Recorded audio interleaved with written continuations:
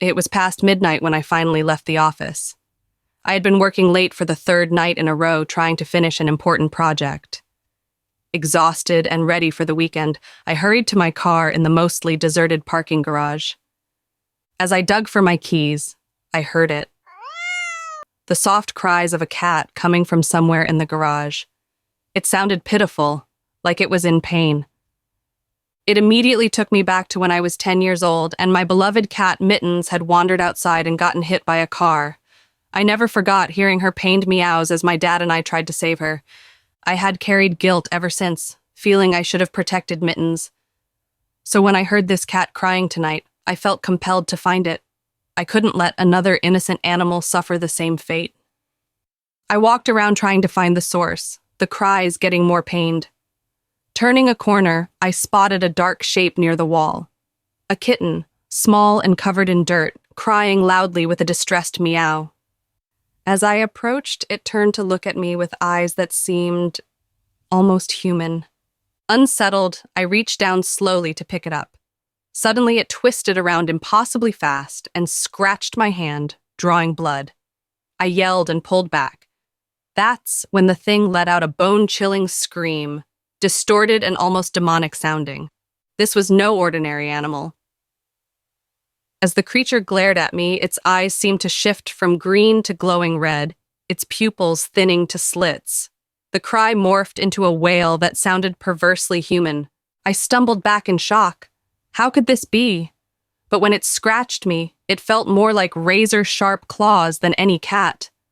And now the size seemed to be expanding, its back arching unnaturally. My pulse pounded in my ears. I had to get out of there. I ran to my car, heart racing. But just as I grabbed the door handle, the creature was there on the roof, staring down at me with glowing eyes and shrieking with a human-like wail. This was no cat. Its form rippled, almost blurred, then settled into something that looked half human, half beast. I froze in terror as it peered into my soul, with eyes far too intelligent for an animal. It opened a mouthful of jagged teeth and spoke in a bone-chilling voice.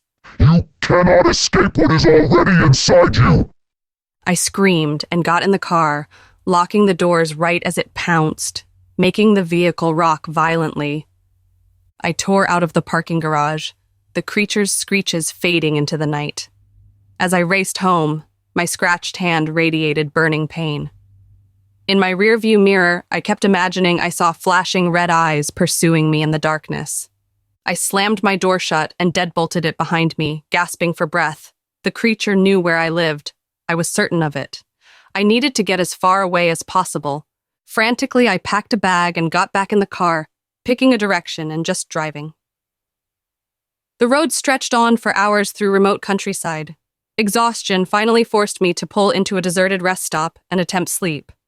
But each time I drifted off, I saw it in my nightmares, its grotesque shape twisting, eyes blazing, and Mittens' pitiful meows echoing all around. Dawn's light finally stirred me awake. Relieved, I stepped out of the car to continue my escape.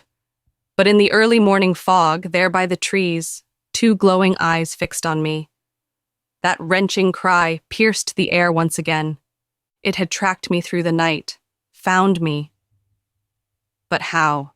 Then I glanced down.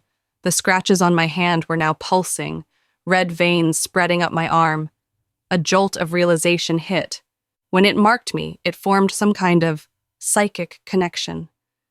I was infected by its evil, and it could use that link to hunt me until the end. Demented laughter echoed in my mind as it crept towards me through the mist. There would be no escape. This thing and I, we were bound now. Wherever I went, it would follow. A single teardrop traced down my cheek as I surrendered myself to my fate. The creature embraced me with razor claws as everything went black.